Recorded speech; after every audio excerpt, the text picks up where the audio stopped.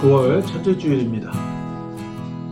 이번 주말이 8월 15일 추석이네요.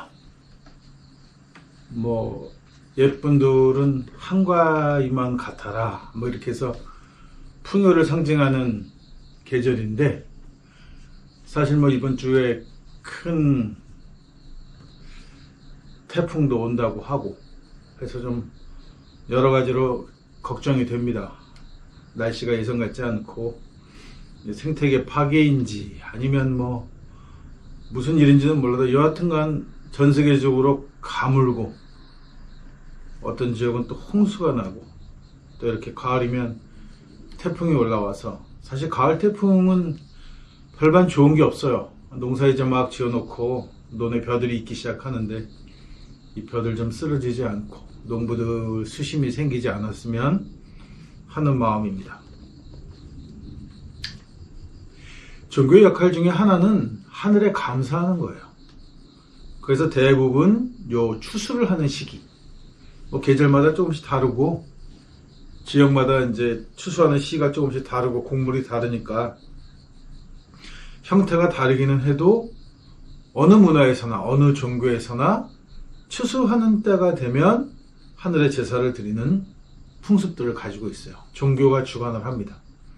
1년 동안 하늘이 지켜주신 것에 감사하는 것이고, 또 이렇게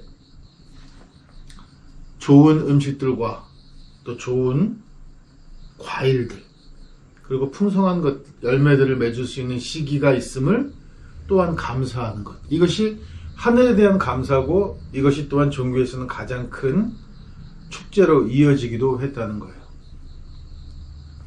제가 몇 해 전에 본 애니메이션 중에 늑대와 향신료라고 하는 애니메이션이 있었습니다.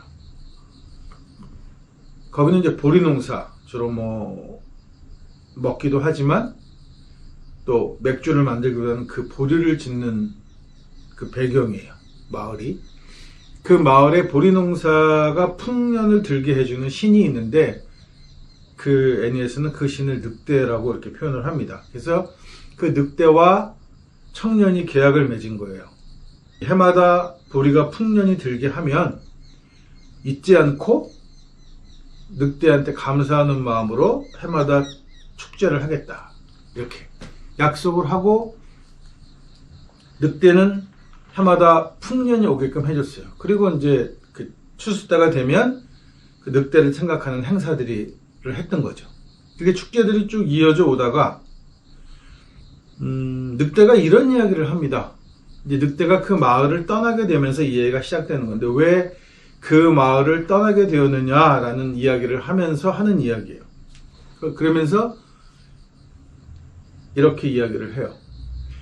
몇 해 동안은, 꽤 오랜 시간 동안은 내가 보리풍년을 오게 할 수 있었다. 그런데 농사라는 것이 땅에 풍년이 들면 땅에 있는 기운을 많이 빨아가기 마련이고, 그것이 몇 년째 계속해서 풍년이 들게 되면 언젠가는 땅이 그 기운을 잃어서 더 이상 아무리 노력을 해도, 인간이 노력을 하든 신이었던 늑대가 노력을 하든 더 이상의 풍년이 이루어지지 않는 때가 오기 마련이라는 거죠. 그때가 도래한 거예요.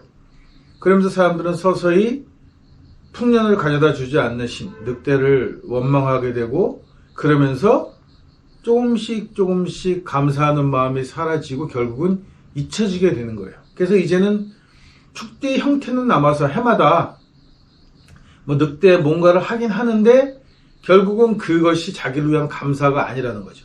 그래서 이제 자기는 이 지역을 떠나서 원래 자기들이 살던, 늑대들이 살고 있었다는 곳으로 가는 여행을 시작하는 이야기, 그게 그 애니메이션의 이야기인데, 다른 부분은 차지하고 바로 이 부분에서 우리가 종교에 대한 이야기를 한번 깊이 생각해 볼 수 있어요. 자연이 아무리 혜택을 베푼다고 해도, 아무리 좋은 환경의 조건에 해마다 적당한 때에 비를 뿌려주고 바람을 보내주고 햇살을 비춰주고 해서 농사를 지을 수 있다고 해도, 인간이 욕심을 가지고 그 땅을 지속적으로 가혹하게 농사를 짓는 한 언젠가는 땅의 기운이 사라지게 되고 자연이 할 수 있는 일에는 한계가 생기는 거예요. 자연을 우리가 신이라고 한다면 신이 아무리 도움을 주려고 해도 도움을 줄 수 없는 상태가 되어버린다는 거죠. 무엇 때문이냐면 인간의 욕심 때문이에요. 더 많은 곡물을, 한정된 땅에서 더 많은 곡물을 생산하겠다고 하는 욕심이 결국은 땅을 황폐하게 만들고 그로 인해서 소득이 줄어들게 되는데, 인간은 그것이 자기 욕심 때문이라고 생각하지 않고 하늘이 우리를 도와주지 않는다라고 생각하는, 신이 우리를 도와주지 않는다라고 생각하는 거라는 거예요. 그러니까 어떻게 보면 인간의 욕망, 욕심 때문이죠. 그러니까 종교는 이런 부분들을 너무 잘하고 있어요. 그래서 이제 기독교나 유대교라는 종교는 이것을 인간의 죄 때문이다 라고 이야기하는 거죠. 욕망처럼. 그래서 우리가 죄를 지었기 때문에 신께 잘해야 된다라고 이야기해요. 여기서 갈리는 거예요. 뭔가 잘못된 이유는 인간의 욕망, 욕심, 죄 때문일 수 있어요. 그러나 해결책은 그것을 해결하려고 신에게 잘한다고 해서 해결되지 않는다는 거죠. 종교적 행위를 열심히 한다고 해서 해결되는 것이 아니라 땅을 쉬게 해야 해요. 그래서 이 메소포타미아 지방, 이게 마치 뭐 유대교의 야훼의 무슨 특별한 명령인 것처럼 얘기하지만 그게 아니고 척박한 땅이었던 메소포타미아 지역에서 목축 생활을 하고 일부는 농사를 짓기 시작해서 정착하기 시작했던 그 지역에서 무슨 일이 생기냐면 이 땅을 지속적으로 이용해 먹으니까 문제가 생기더라. 더 이상 땅이 곡물을 생산할 만큼의 힘을 갖고 있지 못하게 되니까 땅을 쉬게 해야 한다라고 하는 개념이 생기게 돼요. 희년이라는 개념입니다. 이 희년이 유대교의 독특한 개념은 아니에요. 메소포타미아 지방의 척박한 땅에서 그럴 수밖에 없었던 거예요. 땅을 몇 년에 한 번씩은 묵혀서 땅이 그 기운을 찾을 수 있도록 해줘야만 그 다음번에 또 농사를 지었을 때 원하는 양의 소득을 얻을 수 있는 거예요. 땅을 쉬게 하지 않고 땅에게 휴식을 주게 하지 않고 계속해서 농사를 지으면서 종교 행위를 아무리 열심히 해도 땅은 그 기운을 회복하지 못해요. 그런데 종교는 어떻게 이야기하냐? 너희의 죄가 아직도 남아있어서 너희가 신에게 바치는 행위가 불완전해서 또는 신이 만족하지 못해서 너희에게 계속해서 이런 어려움을 준다라고 종교는 장사를 한단 말이죠. 땅이 쉬면 모든 게 해결돼요. 많은 문제들이 해결돼요. 땅을 놀리고 쉬게 해서 땅이 충분한 기운을, 힘을 다시 되찾게 하고 퇴비를 듬뿍 주고 해서 땅을 다시 살려내면 농사를 지었을 때 원하는 걸 얻어낼 수 있단 말이에요. 그런데 종교는 그렇게 하지 않고 지속적으로 너희가 잘못했다고 종교 행위를 하는 것으로 돌아간다. 결국 이것은 결론적으로 얘기하면 결국에 가서는 종교도 망하게 되고 농사도 망하게 되는 결과를 만들어낸다는 거죠. 종교가 가지고 있는 문제는 여기에 있어요. 문제의 근본이 되는 그 문제가 뭔지를 보려고 하지 않는다는 거예요. 그리고 모든 것을 다 종교가 흥할 수 있는 쪽으로, 종교인들이 자기네가 먹고 살 수 있는 쪽으로 모든 걸 생각해버려요. 그렇게 해서 교리를 만들어낸단 말이죠. 그러니까 이 죄 때문에 면죄부까지 팔아먹으면서 타락할 대로 타락한 종교에서 개혁을 했다는 개신교도 결국은 죄타령에서 벗어나지 못해 똑같은 짓을 반복한단 말이에요. 개신교는 그냥 교리적으로 보면 몇 가지, 뭐 성직자 결혼할 수 있는 거, 뭐 이런 진짜 사소한 몇몇 가지를 제외하고는 그 교리를 그냥 그대로 가지고 왔어요. 가장 중요한 교리는 뭐냐면 이 문제, 세상의 불합리하고 어려운 문제들을 해결할 수 있는 방법으로 무엇이 문제인가를 바라봐야 하냐, 무엇이 문제인가를 깨닫게 해야 되는 그것들을 버리고 여전히 기독론이라고 하는, 인간의 죄 때문에 인간은 죄인으로 태어나서 하나님께 범죄했기 때문에 라고 하는 방식의 종교 형태를 그대로 가지고 있다는 거죠. 이게 무슨 종교 개혁이냐는 거예요. 개혁한 게 아무것도 없는 거예요. 개혁은 그냥 자기네들 밥벌이 하는 제도가 바뀐 것 뿐이에요. 하나는 독신으로 해야 먹고 살 수 있게 된 거고 하나는 결혼해도 먹고 살 수 있게 되었다는 거. 독신으로 먹고 사는 데서는 본사에서 책임져 준다는 거고, 독신이 아닌 경우는 니들이 알아서 먹고 살아 했다는 거 외에는 달라진 게 없는 거예요. 먹고 사는 방법이 조금 달라졌을 뿐이지. 오히려 개인 사업자니까 더 치졸하고 더 욕망에 사로잡혀서 더 엉망진창으로 만들어버리는 거죠. 이거를 사람한테 적용을 한다면 흔히 이런 얘기 하죠.